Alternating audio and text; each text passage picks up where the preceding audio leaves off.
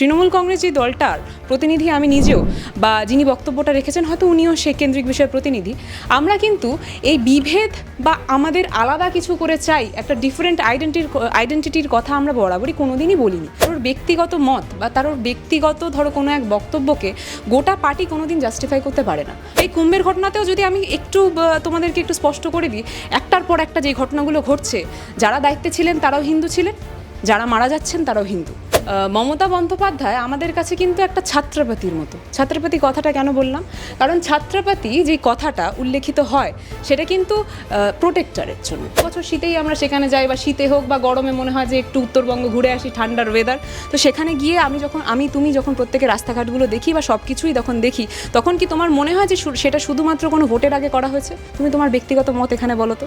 আজকে যখন ধর্মকেন্দ্রিক রাজনীতি এই বিজেপি করে, তাদেরকে যখন দুটো প্রশ্ন সেই ধর্ম নিয়েই করবো, তারা ঠিকমতো উত্তর দিতে পারবে না। তারা সারাক্ষণ অন্যের বাড়ির দিকে চেয়ে থাকে যে ওই বাড়িতে কি হচ্ছে, বাসন কাসন একটু নড়ানড়ি হলেই তাদের মনে হয় এই বিষয়ে একটু কথা বলি, তাহলে দুটো মিডিয়া কভারেজ পেতে পারবো। মধ্যে আমরা জানি যে বিধানসভা অধিবেশন চলছিল এবং বিধানসভা অধিবেশন শেষ হয়েছে। তারই মাঝে আমরা দেখলাম বিভিন্ন দাবি দাবা, তার পাশাপাশি যেমন বাজেট অধিবেশন চলেছে, সেখানে তৃণমূল বিধায়ক মনোরঞ্জন ব্যাপারী তিনি একটি দাবি তুলেছিলেন যে রাজ্যের জন্য পৃথক পতাকা। এবং তার পরবর্তী মুহূর্তে আমরা দেখলাম রাজনৈতিক মহলে নানান গুঞ্জন শোনা যাচ্ছে। রাজনৈতিক বিশ্লেষকরা বলছেন যে দলের শীর্ষ নেতৃত্বের কাছে তিনি এখন যত দিন সময় যাচ্ছে তত যেন বোঝা হয়ে দাঁড়াচ্ছেন। এটা কি সত্যি? না, এখানে বোঝার বিষয়টাই নয়। মনোরঞ্জন ব্যাপারীর যে গোটা ইতিহাসটা যদি আমরা দেখি, তাহলে আমরা বুঝতে পারবো যে উনি কি ব্যাকগ্রাউন্ডের লোক এবং কোথা থেকে উনি আজকে উঠে এসে আজকে এখানটায় বসেছেন। তো সেই স্ট্রাগলটা কিন্তু দল বরাবরই সম্মান দিয়ে এসছে, এবং তাই জন্যেই উনি আজকে যেই পদ্মা আপনি কথা বলছেন সেখানে বসে আছেন বা বিরাজমান। তো সেইখানে সেই কেন্দ্রিক যেই কথা আপনি বলছেন যে বোঝা হয়ে পড়ছে বা কিছু, সেটা নয়। উনি যেই বক্তব্যটা রেখেছেন ওটা টিপিক্যালি ওনার ব্যক্তিগত মত, এবং সেই কেন্দ্রিক বিষয় নিয়ে একটা নেগেটিভ অনেক ভাব আমরা প্রকাশ পাচ্ছি, এবং কিছু কেন্দ্রিক বিষয় হয়তো দু তিনজন সেটা সমর্থনেও কথা বলছে। কিন্তু বাস্তবে যেইটা হওয়া সম্ভব নয়, বা যেইটা হয়তো একটা যখন আমরা ইউনিটি ইন ডাইভার্সিটিতে বিশ্বাসী, তখন সেটা তো সম্ভব নয়। তো সেইখানে দাঁড়িয়ে যেই মতটা উনি প্রকাশ করেছেন, সেটাতে বারবার আপনাদের যেই মিডিয়া চ্যানেল থেকে শুরু করে এরকম পাশাপাশি অনেক মিডিয়া চ্যানেলদের সবাই যখন এই কেন্দ্রিক বিষয় ডিসকাশনে যাচ্ছে বা বাইট নিতে যাচ্ছে, তাদের এই প্রশ্নটা থাকছে যেটাতে কত কেন্দ্রিক সমর্থন হয়তো আপনারা মনে করছেন বা করছেন গোটা বিষয়টাকে। তো আমি একটা স্পষ্ট কথা বলতে পারি যে তৃণমূল কংগ্রেস যে দলটার প্রতিনিধি আমি নিজেও বা যিনি বক্তব্যটা রেখেছেন হয়তো উনিও সে কেন্দ্রিক বিষয়ের প্রতিনিধি। আমরা কিন্তু এই বিভেদ বা আমাদের আলাদা কিছু করে চাই একটা ডিফারেন্ট আইডেন্টিটির কথা আমরা বরাবরই কোনোদিনই বলিনি। আমরা বরাবরই বিশ্বাস করে গেছি যে কোন কেন্দ্রিক বিষয় আমরা প্রত্যেকে হয়তো এক ছাতার তলায় থাকতে পারবো। মানে অর্থাৎ মমতা বন্দ্যোপাধ্যায় আমাদের কাছে কিন্তু একটা ছাত্রপাতির মতো। ছাত্রপাতি কথাটা কেন বললাম?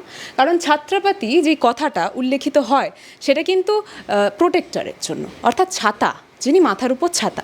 তো সেইখানে যখন উনি একটা বক্তব্য রাখছেন, সেখানে যখন তুমি আমাকে এই প্রশ্নটা করছো যে তাহলে কি ওই মানুষটার মাথার উপর থেকে ছাতা সরে যাচ্ছে?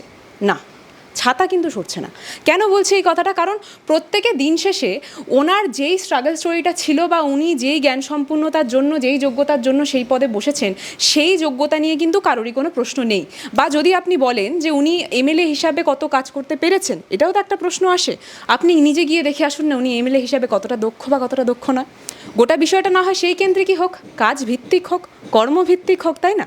তো কর্মের দিক থেকে আমার মনে হয় না যে মনোরঞ্জনবাবু কাজের দিক থেকে নিজের কাজের তরফ থেকে হয়তো কোনো কেন্দ্রিক বিষয় পিছনে ছিলেন। তো একটা বক্তব্য উনি রেখেছেন, ওটা ওনার ব্যক্তিগত মত, ওই বিষয়ে আমি আলাদা করে কোনো বক্তব্য রাখতে চাই না। কিন্তু স্পষ্টভাবে দল বা যদি এই কেন্দ্রিক আমরা দেখি, দল ওনাকে যেই পদটা দিয়েছেন উনি কিন্তু সেই কাজটা ঠিক মতোই করছেন। তো দলের কাছে কেউই বোঝা হয়ে যাচ্ছে না। আচ্ছা, যদি আমরা দেখেছিলাম এই বক্তব্যের পরে বিরোধীদের তরফ থেকে নানান ধরনের মন্তব্য এসেছিল, এবং ঠিক এমন একটি মন্তব্য আমি তোমাকে পড়ে শোনাবো যে পশ্চিমবঙ্গকে কি নতুন কাশ্মীর করতে চাইছে তৃণমূল। এই মন্তব্য করেছেন বহরমপুরের বিধায়ক কাঞ্চন মৈত্র। তার কথায় একটি বিশেষ ক্ষমতা বলে জম্মু কাশ্মীর একটি পৃথক পতাকা ছিল, কিন্তু 370 ধারা বিলুপ্ত হওয়ার পর থেকে সেই পতাকাও বিলুপ্ত হয়েছে। এই প্রসঙ্গে তার এই মন্তব্য। দেখুন, এটা কি হয় জানেন তো যখন আমি একটা বক্তব্য রাখবো সেটার একটা কাউন্টার অ্যাটাক অন্য কোনো একটা নেতা করবেনই, এবং এটা খুব অবভিয়াস। এবং এইভাবেই কিন্তু গোটা রাজনৈতিক প্রক্রিয়া আমি আপনি প্রত্যেকেই দেখে এসেছি এবং আপনার দর্শকরাও দেখে এসছে, তাই না? তো সেইখানে যখন দাঁড়িয়ে আপনি বলছেন যে একটা বক্তব্য একজন রেখেছেন, সেটার কাউন্টারে আরেকজন বক্তব্য রেখেছে, এটা খুব স্বাভাবিক, এবং সেই চিত্র থেকেই আপনি আমাকে এই প্রশ্নটা তুললেন। কিন্তু আমি একটা কথা বলতে পারি, এখানে যখন আমরা তো স্পষ্ট ভাষায় বলছি যে কারোর ব্যক্তিগত মত বা কারোর ব্যক্তিগত ধরো কোনো এক বক্তব্যকে গোটা পার্টি কোনোদিন জাস্টিফাই করতে পারে না, বা সেই বক্তব্যটাই যে পার্টির বক্তব্য সেটাও কিন্তু বাস্তবে নয়, যেটা আমি আপনাকে বললাম। এবং তাই জন্যই প্রথমে বললাম, আপনার যদি দেখতে হয় যে মানুষটা আমাদের দলের জন্য বোঝা হচ্ছে কিনা, আপনাদেরকে জাজ করতে হবে যে যেই জিনিসটা, যেই ক্রেডিবিলিটিটা দেখে দল তাকে সেই জায়গাটা দিয়েছিল, সেটা উনি কতটা ভালোভাবে পালন করছেন। এবং আমার ব্যক্তিগত মতে, আমি আবারও বলছি, ব্যক্তিগত মতে আমার মনে হয় উনি কিন্তু ওনার যেই পদ্মা দলের তরফ থেকে উনি পেয়েছেন এবং মানুষের ভালোবাসায় উনি জয়যুক্ত হয়েছিলেন, সেই পদ্মা কিন্তু খুব সুন্দরভাবেই বজায় রাখছেন, আমি সেটা ব্যক্তিগতভাবে মনে করি। এবং যখন কাউন্টার অ্যাটাক এই মানুষগুলো করছেন, বিজেপির বিধায়ক বললেন তো, সেই বিজেপির কথা আপনি বলছেন যে এই বিজেপি বরাবরই হিন্দু কেন্দ্রিক ধর্ম কথা বরাবরই বলে থাকে। দিদি তিনি বলেননি, আমি আরেকটি জিনিস ইম্পোর্ট করতে চাই যে বিজেপি বিধায়ক শঙ্কর ঘোষ, তুমি যেহেতু বলছো যে মনোরঞ্জন ব্যাপারে তিনি হচ্ছেন ব্যক্তিগতভাবে এটা বলেছেন, দলের বক্তব্য নয় বা দলের তরফ থেকে সেভাবে কোনো স্টেটমেন্ট আমরা আসেনি স্বীকৃতি এখনো। তো দিইনি একদম। সেক্ষেত্রে কিন্তু শঙ্কর ঘোষ যখন বলছেন সেটা তো সম্পূর্ণভাবে তৃণমূল কংগ্রেসকে কেন্দ্র করে তিনি বলছেন যে এখন তারা পতাকা দাবি করছে, ভবিষ্যতে তারা আলাদা নোট না দাবি করে বসে। আমি তো সেটাই বলতে চাইছি যে তারা যখন এই বক্তব্যটা রাখছে, তারা কোন কেন্দ্রিক বিষয়ে রাজনীতি করে সেটা তুমি আমি প্রত্যেকেই জানি। কোন বিষয়? অর্থাৎ হিন্দু কেন্দ্রিক বিষয়। সেই হিন্দুর বিষয়ে তাকে যদি আমি দুটো প্রশ্ন করি, যদি তাদের দিকে দুটো প্রশ্ন ছুড়ে দিই, তারা কি সেই বিষয়ে উত্তর দিতে পারবেন? কারণ তারা না, বিজেপির যে প্রত্যেকটা প্রতিনিধিরা রয়েছে, তারা শুধুমাত্র জানে যে কোনো প্রশ্ন তুললে সেটার একটা কাউন্টার অ্যাটাক আমাকে করতে হবে মিডিয়া দুটো কভারেজ পাওয়ার জন্য। ওরা কোনো বিষয়তেই ওরা স্পষ্ট জ্ঞানী নয়, শিক্ষিত নয়। সেটা কিন্তু শুধুমাত্র, আমি বরাবরই বলে থাকি যে ধর্ম কিন্তু একটা শিক্ষা। ওরা যারা ধর্মের রাজনীতি করে, অর্থাৎ বিজেপির প্রত্যেকটা প্রতিনিধির আমি কথা বলছি, দুদিন আগে কুম্ভের ঘটনা আমরা রোজই দেখতে পাচ্ছি। সেই কুম্ভের ঘটনাতেও যদি আমি তোমাদেরকে একটু স্পষ্ট করে দিই, একটার পর একটা যে ঘটনাগুলো ঘটছে, যারা দায়িত্বে ছিলেন তারাও হিন্দু ছিলেন, যারা মারা যাচ্ছেন তারাও হিন্দু। আমি বারবার একটা কথা বলি, তাহলে কোন হিন্দুদেরকে প্রোটেকশন দেওয়ার কথা বলছেন? যারা মারছেন সেই হিন্দুদের নাকি যারা মারা যাচ্ছে পদতলে, মানে পায়ের তলায় দাবিয়ে দিয়ে যাদেরকে মেরে দেওয়া হচ্ছে, সেই হিন্দুদের কথা এতদিন ওরা বলে এসেছিলেন? কারণ ওরা বাস্তবেই আমরা দেখতে পাচ্ছি যে হয়তো আমি একটা ভীষণভাবে কথা বলে থাকি, সেটা হচ্ছে যে রাবণ কিন্তু ভিন্ন ধর্মের ছিলেন না। সমানভাবে মহিষাসুর কোন ধর্মের ছিলেন? কেউই কিন্তু কোনো মুসলিম ধর্মের, শিখ ধর্মের বা অন্য কোনো ধর্মের ছিলেন না, খ্রিশ্চান ছিলেন না। আমাদের নিজেদের ধর্মেরই কিন্তু প্রত্যেকটা মানুষই অধিকারী ছিলেন। তাহলে আজকে যখন ধর্মকেন্দ্রিক রাজনীতি এই বিজেপি করে, তাদেরকে যখন দুটো প্রশ্ন সেই ধর্ম নিয়েই করব, তারা ঠিকমতো উত্তর দিতে পারবে না। তারা সারাক্ষণ অন্যের বাড়ির দিকে চেয়ে থাকে যে ওই বাড়িতে কি হচ্ছে, বাসন কাসন একটু নড়ানড়ি হলেই তাদের মনে হয় এই বিষয়ে একটু কথা বলি, তাহলে দুটো মিডিয়া কভারেজ পেতে পারবো। ঠিক সেইভাবেই ওনারা বক্তব্যগুলো রাখছেন। আচ্ছা দিদি, একদিকে যেমন মনোরঞ্জন ব্যাপারী তিনি যেমন আলাদা পতাকার দাবি করেছেন রাজ্যের জন্য, অন্যদিকে আমরা দেখলাম যে বিজেপি বিধায়ক অর্থাৎ শিখা চট্টোপাধ্যায় তিনি বলছেন যে উত্তরবঙ্গকে আলাদা করে দেওয়ার জন্য, তার বক্তব্য যে যদি উন্নয়ন না করতে পারে রাজ্য সরকার, তাহলে উত্তরবঙ্গকে সম্পূর্ণভাবে আলাদা রাজ্য করে দিই। কি বলবেন এই বিষয়ে? তাহলে এই বিষয়ে ওনাদের বিজেপির কোনো নেতৃত্ব বক্তব্য রাখছে না? এইটার বিষয়ে আমার মনে হয়, যেমন তুমি মনোরঞ্জন ব্যাপারীর কথাটা নিয়ে আমাকে প্রশ্ন তুললে, এই বিষয় নিয়ে তোমার প্রশ্ন তোলা উচিত কোনো বিজেপির নেতৃত্বদের কাছে। কেন জানো? কারণ কি, ওদের নিজেদের মধ্যে কোনো ইউনিটি নেই, এটা আমি বরাবরই বলেছি। ওদের নিজেদের মধ্যে, তুমি যদি ওদের বাড়িতে ঢোকো, বাড়িতে দেখবে যে একজন এই দিকে আছে তো আর একজন অন্য দিকে, মানে অপর দিকে। এবং ওদের মধ্যে, ওদের কথাতেও কোনো তুমি সামঞ্জস্য পাবে না। মানে একদম কোনো একটা যেই বেসিক কথা যেটা আমরা প্রত্যেকে বলি, যে ধরো আমি একটা বক্তব্য রাখছি, বা তার পাশাপাশি আমাদের তৃণমূল কংগ্রেসের গোটা একটা অ্যালগোরিদম অনুসারে এই বিষয়ে আমি কথা বলবো, সেই বিষয়টাই কিন্তু ওদের কিছু থাকে না। সবাই ভুল ভাল একটা কথা বলতে হবে, সেই জিনিসটাই বলে চলেছেন। এবং মূল উদ্দেশ্য আরেকটা বলে আমি ব্যক্তিগত ক্রমে বরাবরই মনে করে থেকেছি এবং এখনও মনে করি যে বিজেপির 2026-এর আগে কোনো বিষয় কেন্দ্রিকভাবে তো মিডিয়াতে থাকতে হবে, এবং সেই জন্যেই হয়তো এই উটপাটাং কথাগুলো বলা, এবং সেই জন্যেই হয়তো আজকে দেখছি এই এমএলএ এই কথা বলছে, তো আরেকজন এমএলএ কীভাবে কোন তৃণমূল বিধায়কের কী কথা বললেন সেটার পিছনে একটু কাঠি করে আমাকে সেখানে দুটো বক্তব্য রাখতে হবে, না হলে মিডিয়া কভারেজটা ঠিকভাবে পাবো না। এটাই ওনাদের মূল উদ্দেশ্য হয়ে গেছে। এবং যেই কথাটা উনি বলছেন সেটা কি তাহলে ভীষণভাবে ভারতের যেই গোটা ডেমোক্রেসি সেটার সাথে সহমত নয় তো? তাহলে এই বিষয়ে ওনাদের যারা নেতৃত্বরা রয়েছেন, বিজেপির অন্য নেতৃত্বরা, তারা কেন মৌনব্রত পালন করছেন? নাকি ওনারা সিদ্ধান্ত নিয়ে নিয়েছেন যে এই বিষয়ে আমরা কোনো কথা বলবো না, যা হচ্ছে হতে দাও? অর্থাৎ যেই জায়গায় যেই জিনিসটা খাইয়ে ভোট তোলা যাচ্ছে, সেই জায়গায় সেই জিনিসটা খাইয়ে ভোট তোলার চেষ্টা করা হচ্ছে। বরাবরই আমরা দেখেছি ধর্মকেন্দ্রিক রাজনীতি ওদের এটা সুইটেস্ট পয়েন্ট, এবং এইভাবেই ওরা খাইয়ে এসছে। এবং এখন দেখছি এই ভাগ ওই ভাগ, আর যেই কেন্দ্রিক বিষয় বললে হয়তো মেজরিটি, সেইখানের মেজরিটিকে একটু ম্যানিপুলেট করে ভোটটা নিজের দিকে ট্রান্সফার করা যাবে, সেটাই ওদের বরাবর মূল উদ্দেশ্য থেকেছে এবং সেটাই চলছে। কিন্তু দিদি, এই যে দাবিটা তোলা হয়েছে সেটা বাজেট অধিবেশনের পরে তোলা হয়েছে, মানে অধিবেশন সেই মুহূর্তে তুলেছেন শিখা চট্টোপাধ্যায়। তিনি যেটা বলছেন যে উত্তরবঙ্গে যতটা নিয়োগ করা হয়েছে ততটা তার থেকে বেশি প্রয়োজন ছিল, যেটিতে তার বক্তব্য যে 866.26 কোটি টাকা নেওয়া হয়েছে, যেখানে মাথাপিছু 286 টাকা। তার বক্তব্য যে যেখানে পুরো বাজেটের 0.22% হচ্ছে দেওয়া হয়েছে, অর্থাৎ 1% কেন দেওয়া হয়নি, কেন এর থেকে বেশি উত্তরবঙ্গ আরও প্রাপ্ত ছিল, উত্তরবঙ্গকে কেন এর থেকে আলাদা করা হচ্ছে, সেটা উনি একটা কষ্ট সত্যি বুঝতে পারছেন, যেই কষ্টটা ভারত মানে বাংলার নাগরিক হয়ে আমরা বারবার গলা চিৎকার করে ফাটিয়ে ফাটিয়ে বলছি যে সেন্ট্রাল বাজেটেও বাংলাকে যেইভাবে অবহেলার শিকার হতে হয়েছে, সেই বিষয়টা নিয়েও আমি একবার বলবো ওনাকে কথা বলতে। এবার যদি আপনি ব্যক্তিগত মানে পার্টিকুলারলি উত্তরবঙ্গ কেন্দ্রিক কথাটা বলেন, তাহলে আমি বলবো যে উত্তরবঙ্গ কেন্দ্রিক কতটা ডেভেলপমেন্টের জন্য সরকার কত কেন্দ্রিক টাকা অ্যালট করছে, তার পাশাপাশি কতটা কাজ করছে, সেই জিনিসটা তুমি উত্তরবঙ্গে তো ঘুরতে যাই, যদি যাই সেখান থেকেই কিন্তু আমাদের চোখের সামনে স্পষ্ট চিত্রটা উঠে আসে। এবং সেই জিনিসটা, সেই চিত্রটা দেখার জন্য আমাদেরকে কোনো বিজেপির নেতৃত্বর কথা শুনতে হবে না, তাদের কথায় ম্যানিপুলেটেড হতে হবে না।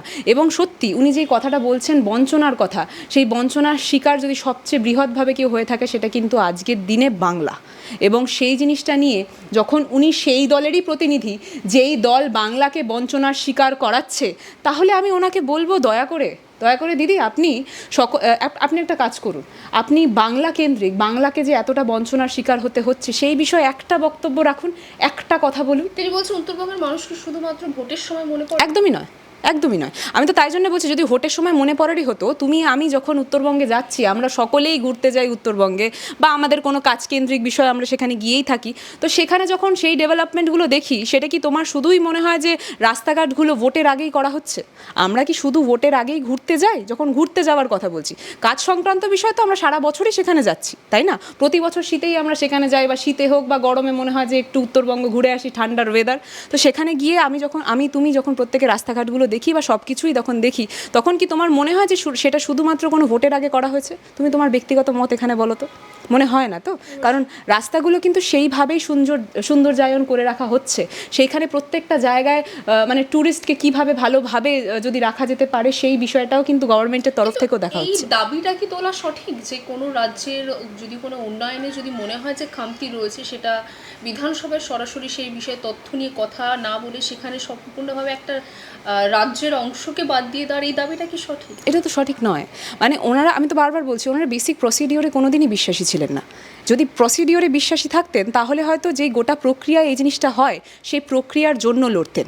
ওনাদের বরাবরই যেই রাগ বা বরাবরই যেই উদ্দেশ্যটা থেকেছে, সেটা হচ্ছে বাংলার বিভিন্ন জায়গাকে একটু চেষ্টা করে উত্তপ্ত করার। আমরা এটা বরাবরই দেখে এসেছি। সেটা যদি আরজি করের কেস দেখি, তার পরবর্তীতে যদি ইলেকশনের ঠিক আগে যেই জায়গাটা শান্তিপূর্ণ ইলেকশন হতে পারে, সেই জায়গায় বোমা পড়ছে, সেই জায়গায় একটার পর একটা ঝামেলা হচ্ছে, তাদের পিছনে উদাহরণে নন্দীগ্রাম একটার পর একটা ঝামেলা হয়েছে, আমি প্রত্যেকেই দেখেছি। অর্থাৎ যেখানে শান্তিভাবে ভোট করা যেত, সেখানে বোমা ফেলে ভয় দেখিয়ে সেই ভোটটাকে নিজের দিকে মানে ঘুরিয়ে নেওয়ার চেষ্টা করা হয়েছে। সমানভাবে তুমি যদি এই কথাটা বলো, তাহলে হঠাৎ করে এই দাবি রাখার চাহিদাটাই বা কী? হয়তো এই জিনিসটা গোটা পরিবেশে ছড়িয়ে দিয়ে একবার দেখতে চাইছে যে কত সংখ্যক লোকজন আছে যারা এই কথাটা ছড়ালে আমার দিকে খাটবে, আর কত সংখ্যক লোকজন আছে যারা হয়তো বিরূপ খাটবে। এবং 26 ইলেকশনকে মাথায় রেখে অবশ্যই তাই জন্যই তো আমি বলছি, যখন 26 তার আগে আমাদের হাতে ওই একটা বছর, ঠিক মতো একটা বছরও নয়, তো তার মধ্যে ওদেরকে তো কোনো না কোনোভাবে, যখন দেখছি উন্নয়ন কেন্দ্রিক বিষয় বাংলা এগিয়েই আছে এবং উন্নয়ন কেন্দ্রিক বিষয় মমতা বন্দ্যোপাধ্যায়ের কাজ নিয়ে সত্যি কোনো তুলনা করা সম্ভব নয়, তাহলে কিন্তু কিভাবে করা যাবে? তাহলে একটু ধর্ম ঢোকাই, তাহলে একটু বলি যে মমতা বন্দ্যোপাধ্যায় তো হিন্দুদেরকে সুরক্ষা দিতে পারছে না, তাহলে একটু বলি উত্তরবঙ্গ তো ভালো নেই, তাহলে একটু বলি যে বাংলাভাষী ছাড়া যারা লোকজনরা আছে তারা তো এখানে ঠিকভাবে শ্বাস নিতে পারছে না। এই কথাগুলো দিয়ে চেষ্টা করা হচ্ছে বাংলাকে একটু উত্তপ্ত করার, এবং মূল উদ্দেশ্য স্বাভাবিকভাবে 2026-এর ইলেকশন, এবং খুব স্বাভাবিকভাবেই শুধুই ভোট ব্যাংক। ওদের মূল উদ্দেশ্য কিন্তু কোনো কেন্দ্রিক বিষয়তেই যে মানুষের উপকার করব বা মানুষের পাশে থাকবো সেটা কোনো দিনই ছিল না, এখনও সেটা নয়। এবং আমি বারবার একটা কথা বলি যে বাংলায় বিজেপি ঠাঁই পায়নি, 2026-ও পাবে না। কেন জানো? কারণ বাংলার পেটে শিক্ষা আছে। তুমি বইমেলায় গেছিলে? আমি গেছিলাম। তো বইমেলায় যেই কেন্দ্রিক ভিড়টা তুমি আমি দুজনেই দেখেছি, সাক্ষী হয়েছি, সেটা দেখে বুঝতে পারছিলে যে এইটা কিন্তু কোনো ধর্মকেন্দ্রিক প্রোগ্রামে আমাদের বাংলার বুকে হয় না। অর্থাৎ ধর্মগুলে খাইয়ে আমার বাংলার মানুষকে ভোটে একটু আমি শিফট করিয়ে দেব, এই চিন্তাভাবনা যেই রাজনৈতিক দল করবে সেই রাজনৈতিক দল মুখ থুবড়েই পড়বে। এবং সেটার একটা বড় উদাহরণ আমরা পেয়েছিলাম কাথির ইলেকশনেও, অর্থাৎ রিসেন্ট যে ইলেকশনটা হলো সেখানেও কিন্তু কত সংখ্যক সিট আমরা পেয়েছি, অর্থাৎ তৃণমূল কংগ্রেস পেয়েছে, সেটা তো আপনি আমি সকলেই জানি, তাই না? এবং তার পাশাপাশি যদি আমি বলি যে কাথি মানে কি, আমরা বরাবরই শুনে এসেছি যে গড়, শুভেন্দুর গড়, অধিকারী গড়। তো সেই অধিকারী গড়ে যখন পায়ের তলার মাটিটা একটু একটু করে সরছে, তাহলে বাংলায় যদি ওরা আশাও করে যে আমরা টিকে যাব, কিভাবে হবে বলুন তো? সেটা হবে না জানি। তাই জন্য বারবার চেষ্টা হচ্ছে যে একটু ধর্মকেন্দ্রিক উস্কানি দিই, একটু বলি যে এখানে মহিলা সুরক্ষিত নয়, একটু বলি এখানে এই আমরা আলাদাভাবে একটা জায়গা চাই, সেখানেই আমরা না হয় লড়বো, একটু এই কথাগুলো বলি। আবার কেউ যদি কোনো এক এমএলএ বা এমপি যদি কোনো এক বক্তব্য রাখে, একটু খোঁচা দিয়ে দুটো মিডিয়া কভারেজ পাই। ওদের মূল উদ্দেশ্য এইটাই, আর কিচ্ছু নেই। ওদের পেটে যদি তুমি ঘুষি মারো, ওদের পেটে ঘুষি মারলে এই কথাগুলো ছাড়া আর কিছুই বেরাবে না, কারণ শিক্ষা নেই। ওইখানে যখন আমি যে বইমেলার কথাটা বললাম, সেই বইমেলায় যে অধিকাংশ ভিড়টা ছিল সেটা কিন্তু সব স্টলগুলো ছড়িয়েছিল, একটা স্টলে ভিড় ছিল না, সেটা ছিল বিজেপির একটা স্টলে, শুধুমাত্র 4 থেকে 5 জন রীতিমতো মাছি মারছিল। তো সেটা দেখেই বুঝলাম যে বিজেপির ওই স্টলটাই খুব বেমানান জায়গায় মানে বসেছিল, জানো তো। অর্থাৎ ওইটা ওদের জায়গাই নয়, বইমেলাটা বিজেপির লোকজনদের জায়গাই নয়। তাই জন্যেই বলছি, যেমন বইমেলা বিজেপির লোকজনদের জায়গা নয়, সমানভাবে বাবা এই বাংলাও আপনাদের জায়গা নয়, তাই জন্যেই ঠাঁই পাচ্ছে না। বাংলা হাটের আরো খবর দেখতে নজর রাখুন। বাংলা খবর মানেই বাংলা হাট।